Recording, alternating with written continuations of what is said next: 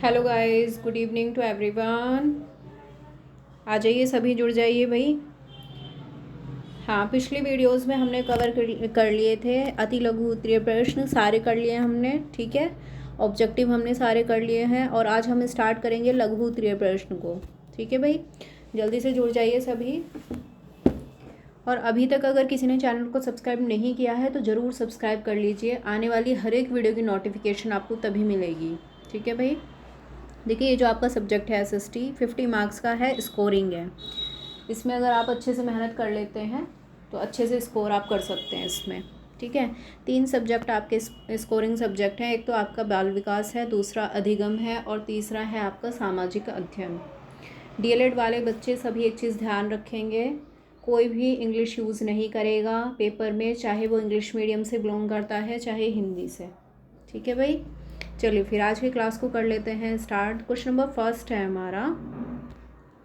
देखो, हिमालय को कितनी श्रेणियों में बांटा गया है। अब मैं आपको इसका आंसर दिखाती हूँ। देखो कितना लेंदी है, जबकि मैंने आपको कई बार बताया है कि आपका जो मैक्सिमम नंबर का क्वेश्चन होगा वो होगा सिर्फ और सिर्फ 2 मार्क्स का। अब क्या इतना ज़्यादा लिखेंगे आप 2 मार्क्स में? देखो कहाँ तक इसका आंसर एंड हो रहा है। देखो, देख रहे हैं आप लोग, ये देखो। ठीक है, एक सेकेंड, क्वेश्चन नंबर शायद मैं आ गई हूँ थर्ड पे। क्वेश्चन नंबर सेकंड दिखाती हूँ मैं आपको।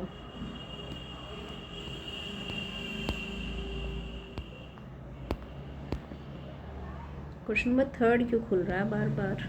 हाँ, ये वाला पेज भी तो है ना। देखो फिर से देखना, एक बार नज़र मारना इस पर। क्वेश्चन नंबर फर्स्ट जो है आपका, उसका आंसर कितना बड़ा दिया गया है। ये देखो, यहाँ से स्टार्ट है ये, यहाँ से।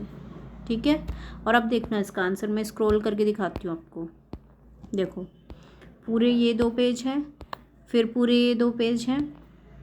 ठीक है, और फिर से ये पूरे 2 पेज हैं, और यहाँ पर आकर के ये मान के चलो 5-6 पेज का आंसर है ये। तो ये वाला जो फर्स्ट क्वेश्चन है, अभी के लिए मैं कर रही हूँ इसको स्किप। बताऊँगी मैं आपको, ज़रूर बताऊँगी इसको बाद में, लेकिन अभी के लिए इसको स्किप कर रही हूँ क्योंकि मैक्सिमम आपका, एक बात बताओ, 2 मार्क्स का ही तो है ना। हाँ, 2 मार्क्स से ज़्यादा का तो है ही नहीं आपका। 2 मार्क्स से ज़्यादा, अब एक बात बताओ, तो 2 मार्क्स के लिए आप कितना लिखोगे? 6 पेज लिखोगे क्या? बिल्कुल नहीं। मैं बताऊंगी इस क्वेश्चन को कैसे अटेंड करना है, लेकिन बाद में, अभी हम टाइम वेस्ट नहीं करते हैं अपना। तो क्वेश्चन नंबर सेकंड से कर लेते हैं स्टार्ट। हमारी पृथ्वी पर कुल कितने महाद्वीप हैं? वेरी इंपॉर्टेंट क्वेश्चन है, कई बार पूछा गया है। ठीक है, तो हमारी पृथ्वी पर होते हैं कुल 7 महाद्वीप। अफ्रीका, अंटार्कटिका, उत्तरी अमेरिका, दक्षिणी अमेरिका, ऑस्ट्रेलिया, यूरोप और एशिया। ठीक है, अफ्रीका, अंटार्कटिका, उत्तरी अमेरिका, दक्षिणी अमेरिका। अमेरिका वालों को एक साथ याद कर लो। ठीक है, फिर है ऑस्ट्रेलिया महाद्वीप, यूरोप और एशिया महाद्वीप। ठीक है भाई, नेक्स्ट है फिर क्वेश्चन नंबर है आपका थर्ड।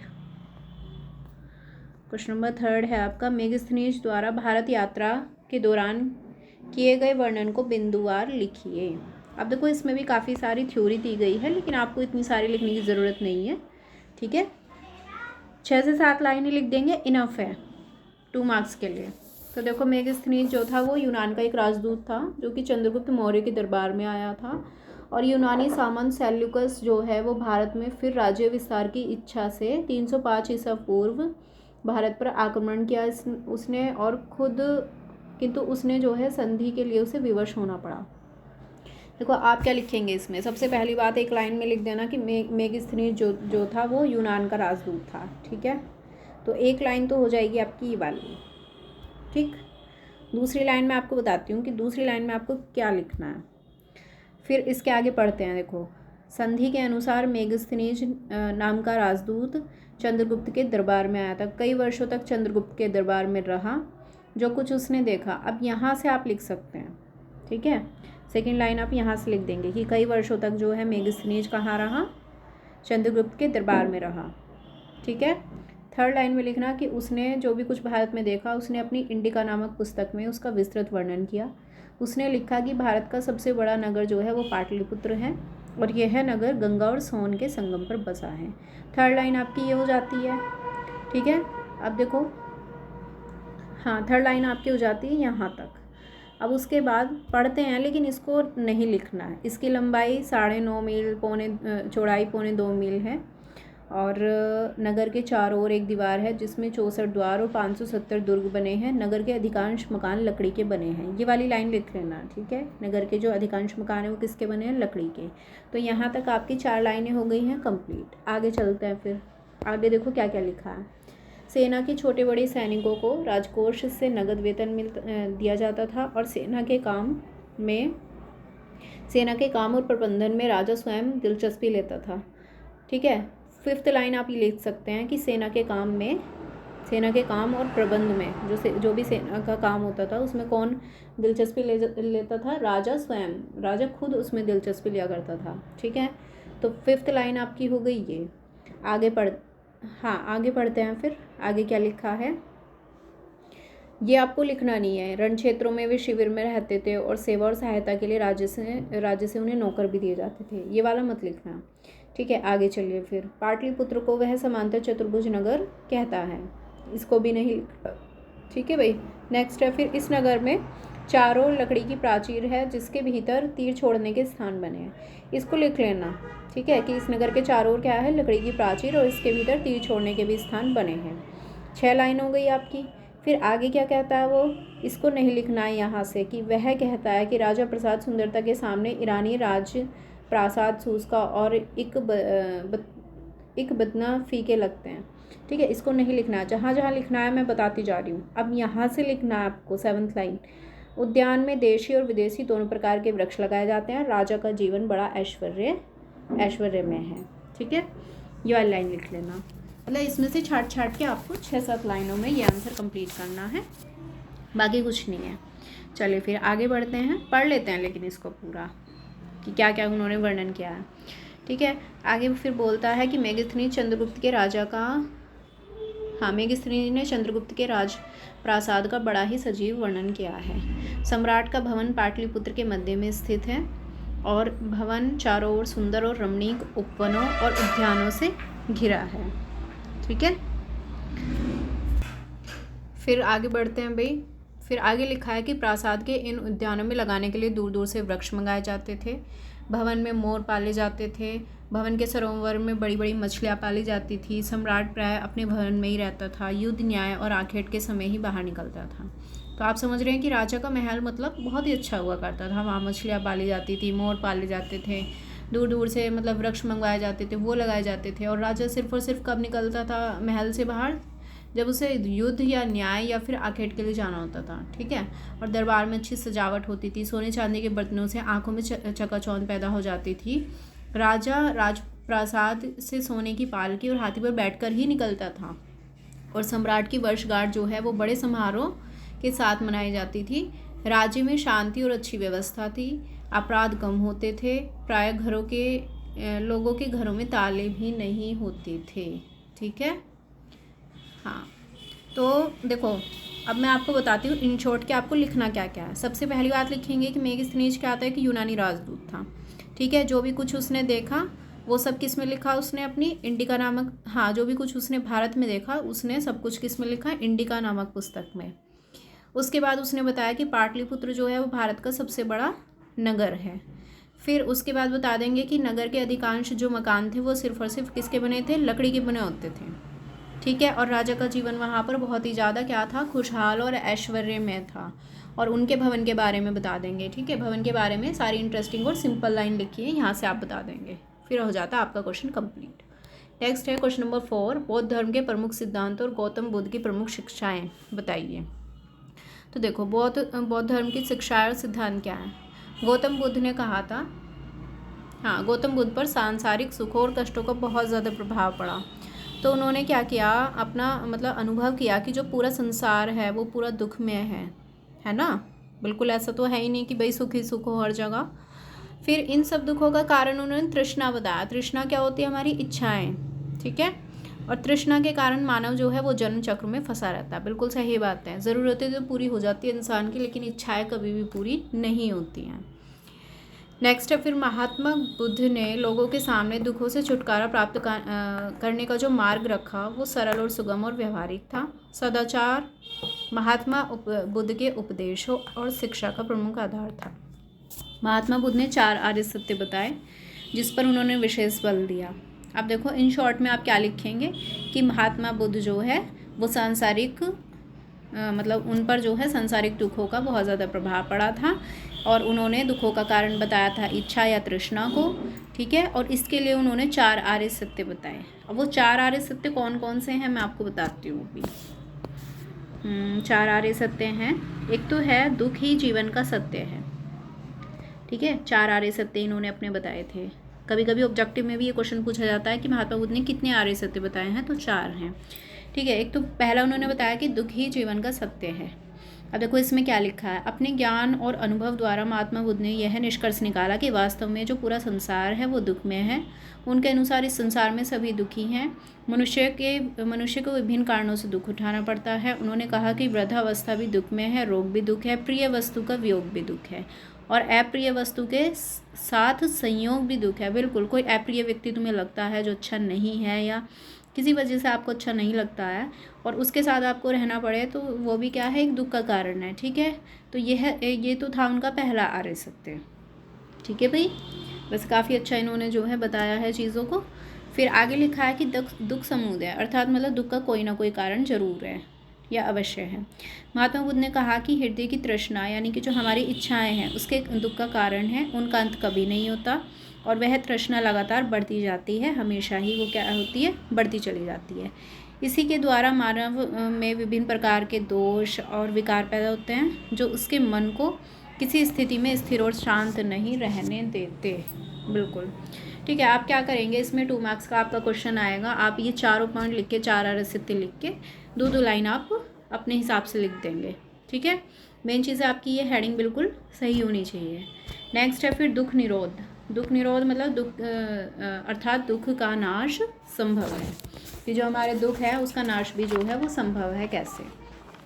उन्होंने कहा कि निर्वाण प्राप्ति के लिए मैंने 4th पॉइंट पढ़ दिया क्या? हाँ, 3rd पॉइंट में देखो कि निर्वाण हाँ, उन्होंने कहा महात्मा बुद्ध ने कि दुख के कारण तृष्णा का नाश हो जाने पर मानव ऐसी स्थिति में पहुंच जाता है जिसमें जन्म मरण अतृप्त कामना संयोग वियोग आदि द्वारा उत्पन्न दुख उसे पीड़ित नहीं कर सकते, ठीक है। हाँ, उन्होंने कहा कि दुख के कारण जो तृष्णा है, तृष्णा मतलब इच्छाएं, अगर उनका नाश हो जाए तो मनुष्य ऐसी स्थिति में पहुंच जाएगा जिससे उसे जन्म मरण से अतृप्त कामना मतलब जो इच्छा उसकी पूरी नहीं हुई है ना। और दूसरी चीज़ क्या है, संयोग वियोग आदि के द्वारा उत्पन्न दुख से पीड़ित नहीं कर सकते। अगर ऐसा भी कोई दुख है तो व्यक्ति को पीड़ित नहीं किया जा सकता।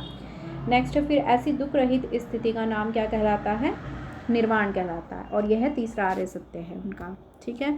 चौथा क्या है, चौथा उन्होंने कहा है दुख निरोध मार्ग, मतलब निर्वाण प्राप्ति के लिए या निर्वाण क्या होता है, निर्वाण होता है मोक्ष, ठीक है। हाँ, तो निर्वाण प्राप्ति के लिए महात्मा बुद्ध ने जिस मार्ग को लोगों के सामने रखा उसको कहा अष्टांगिक मार्ग। क्या कहा है उसको, अष्टांगिक मार्ग जो है ये इनका काफ़ी इम्पोर्टेंट है। तो अष्टांगिक मार्ग से अभिप्राय क्या है, 8 अच्छी बातें। अब वो कौन कौन सी बातें हैं, सम्यक दृष्टि, सम्यक संकल्प, सम्यक वाक, सम्यक कर्मांत, सम्यक आजीव, व्यायाम, स्मृति और समाधि, ठीक है। मैंने इसको एक निमोनिक भी बताया था इसको याद करने का। अगर पिछली वीडियोस को किसी ने वॉच नहीं किया है तो उनको वॉच कर लेना, आपको उसमें अच्छी सी एक मतलब जो मैंने खुद से बनाई है वो ट्रिक मिल जाएगी याद। ये हाँ, आर्य सत्य आप याद कर लेंगे, ठीक है।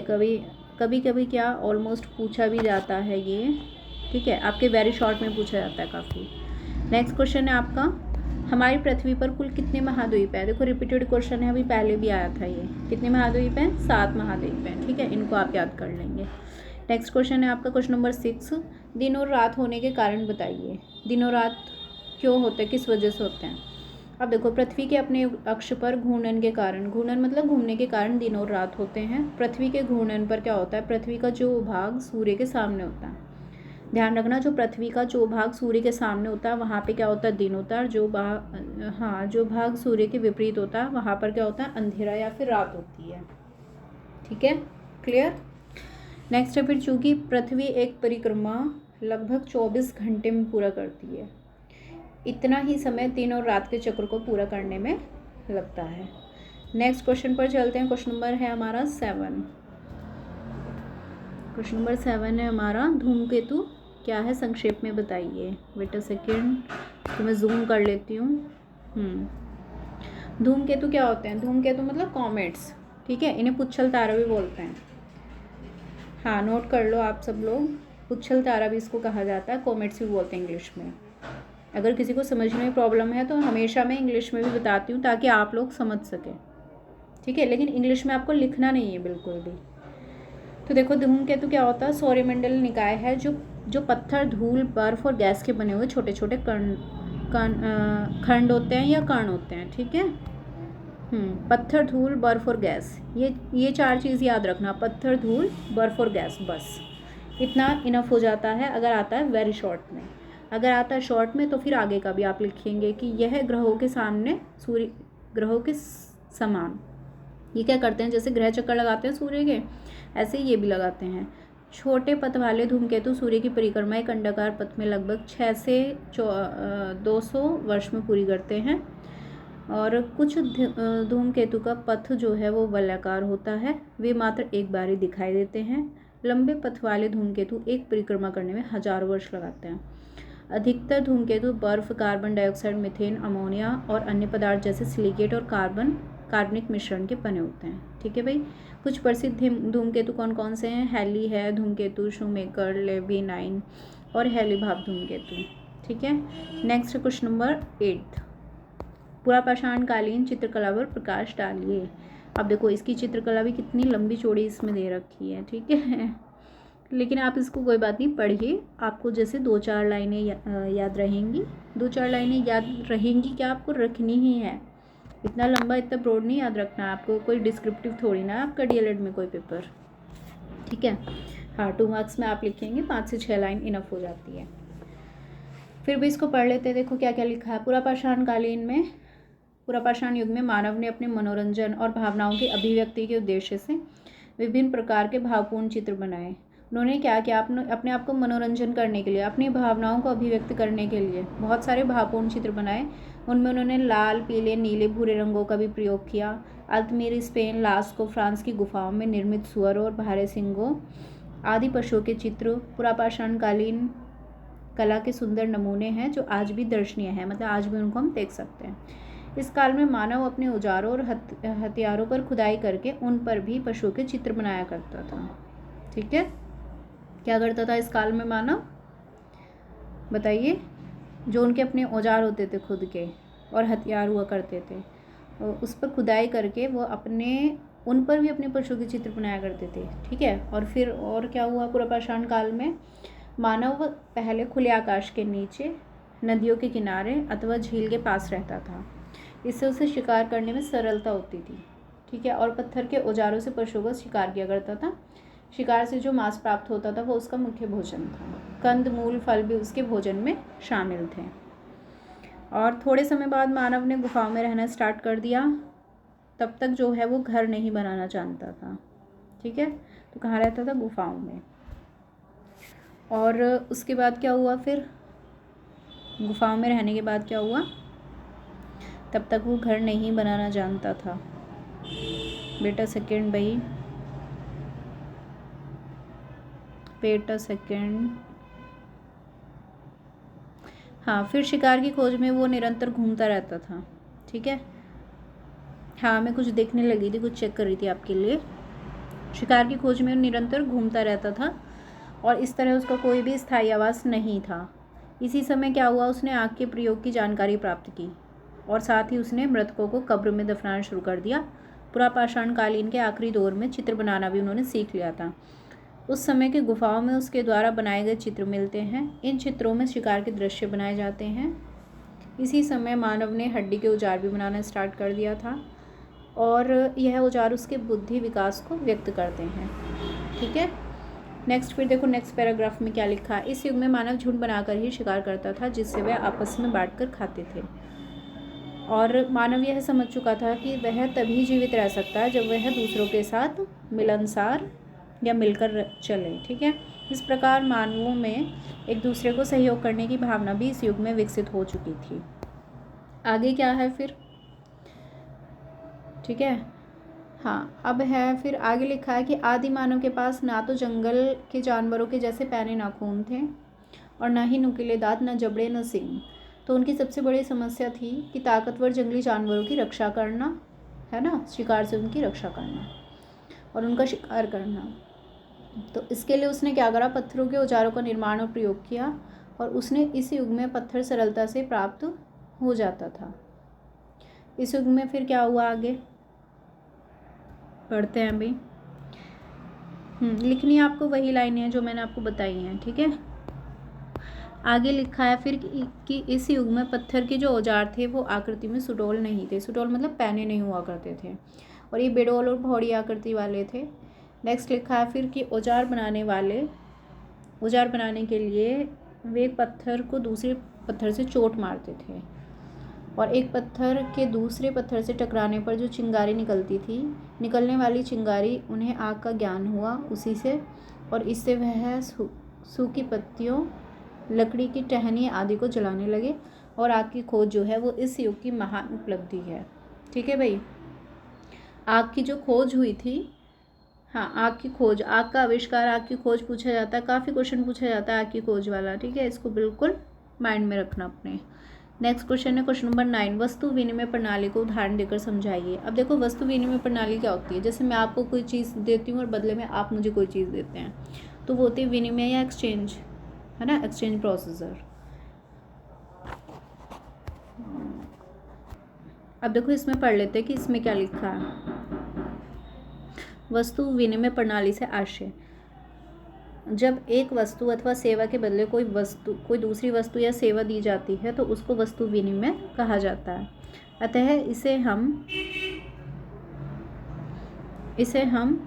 इस प्रकार व्यक्त कर सकते हैं कि जब दो पक्षों में स्वेच्छा मतलब अपनी इच्छा से और पारस्परिक सहयोग के आधार पर अपनी वस्तु का आदान प्रदान करते हैं तो इस व्यवस्था को वस्तु विनिमय कहा जाता है। जेम्स के अनुसार तुलनात्मक रूप से कम आवश्यक वस्तु देकर, मतलब ये मान लो कि किसी को अगर उस चीज़ की ज़रूरत नहीं है या उसको कम ज़रूरत है उसकी, हाँ, तो वो उसको देकर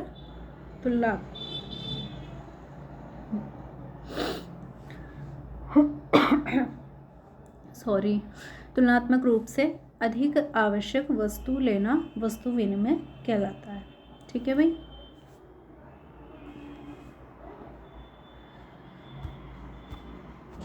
क्वेश्चन नंबर नेक्स्ट है हमारा क्वेश्चन नंबर 10, पुरापाषाण काल, मध्यपाषाण और नवपाषाण काल के पत्थरों की औजारों की विशेषताएं बतानी है। ठीक है, देखो पुरापाषाण काल में कैसे औजार हुआ करते थे। इस काल में मानव ने पत्थर के औजारों को प्रयोग करना स्टार्ट कर दिया था। इसके परिणाम स्वरूप उनके आहार पद्धति में भी थोड़ा परिवर्तन आया। इससे पूर्व मानव पेड़ों के फल, कंद और मेवे आदि खाकर अपनी भूख मिटाता था। ठीक है, इस काल में मानव को औजारों का निर्माण करके उनका प्रयोग जो है वो शिकार के लिए करता था। उसने मांसाहारी भोजन की भी शुरुआत की। उसने छोटे छोटे पशु पक्षियों को मारकर खाना शुरू कर दिया। एक चीज़ ध्यान रखना, ये पुरापाषाण काल में औजार कैसे थे, पत्थर के थे। ठीक है, हाँ, मेन चीज़ औजारों के लिए पूछी गई है ना, तो पत्थर के औजार हुआ करते थे पुरापाषाण में। नेक्स्ट है फिर मध्यपाषाण काल। इस काल में मानव ने अपने शिकार करने के लिए औजार अधिक उन्नत और परिष्कृत बना लिए थे, मतलब थोड़ी सी इम्प्रूवमेंट कर ली थी उनके अंदर। ठीक है, जो पहले औजार हुआ करते थे ना पुरापाषाण में, उससे थोड़े से अच्छे हो गए थे इस बार। इस समय पत्थर के कुल्हाड़ी, हड्डी, धातु तथा लकड़ी के औजारों का निर्माण शुरू हो गया था। इससे विभिन्न प्रकार के स्क्रैपर, पुटीन और बेधक आदि औजार प्रमुख थे और इनका निर्माण जो है वो ब्लेड से किया गया था। नेक्स्ट है फिर नवपाषाण काल। नवपाषाण काल में एक तरफ पत्थर के अच्छे औजार निर्मित होने लगे थे, दूसरी तरफ मानव ने धातु की खोज भी करनी स्टार्ट कर दी थी और धातु के औजार बनाना भी शुरू कर दिया था। ठीक है, और धातुओं में जो है कौन कौन सी धातुएं थी, सोना, तांबा, रांगा और जस्ते की खोज हुई थी। जस्ता और तांबा मिलकर पीतल बनाया जाता था। ठीक है, यही इस काल की महान उपलब्धि है। ये क्वेश्चन काफ़ी पूछा जाता है वेरी शॉर्ट में भी। ठीक है, हाँ, इसको आप ध्यान रखना। नेक्स्ट क्वेश्चन पर चलते हैं।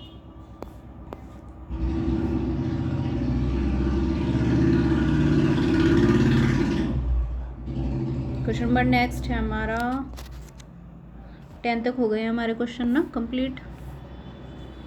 11th क्वेश्चन, चलिए 11 से करेंगे भाई नेक्स्ट क्लास में, ठीक है। आज के लिए इतना ही इनफ है, इतना आप जो है रिवीजन करिए। और जैसे जैसे मैंने आपको बताया है लिखने पर ज़रूर ध्यान देना आपको।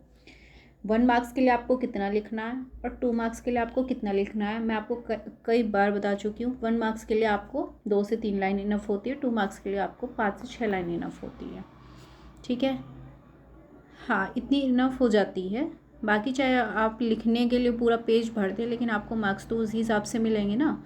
सपोज़ दैट आपका मान लीजिए 1 लाइनर क्वेश्चन है और आप उसमें एक पेज पूरा लिखे जा रहे हैं, तो उससे कोई बेनिफिट थोड़ी ना है ना। इतने छोटे तो आप है नहीं कि आपको समझाना पड़ेगा, बिल्कुल। और भाई एक चीज़ और ध्यान रखना, प्लेलिस्ट मैंने बनाई है, प्लेलिस्ट में जाके आप चेक कीजिए, उसमें 1 बाय 1 करके अगर प्रीवियस वीडियोस को किसी ने वॉच नहीं किया है तो उनको वॉच कर लेना अच्छे से और उसका रिवीजन लगाते रहना, ठीक है। जैसे जैसे हमारा कोर्स कंप्लीट होता जाएगा फटाफट से रिवीजन करेंगे और रिवीजन लगाते भी चलिए। सैटरडे संडे रिवीजन लगाइए ज़रूर, ठीक है। क्वेश्चन करके देखिए आपको कितने क्वेश्चन आ रहे हैं, कितने नहीं आ रहे हैं। और जैसे ही आप इस सिलेबस को पूरा करके निपटेंगे वैसे ही आपके पेपर भी आ जाएंगे फिर जल्दी से, ठीक है। और 3 सब्जेक्ट में जो हमेशा रिपीट करती हूँ, आपके स्कोरिंग सब्जेक्ट है बाल विकास, अधिगम और सामाजिक अध्ययन। इन पर आपको थोड़ा सा ज़्यादा फोकस करके चलना है, ठीक है भाई। चलिए फिर मिलते हैं नेक्स्ट वीडियो में, तब तक के लिए have a good day, bye bye, thank you so much.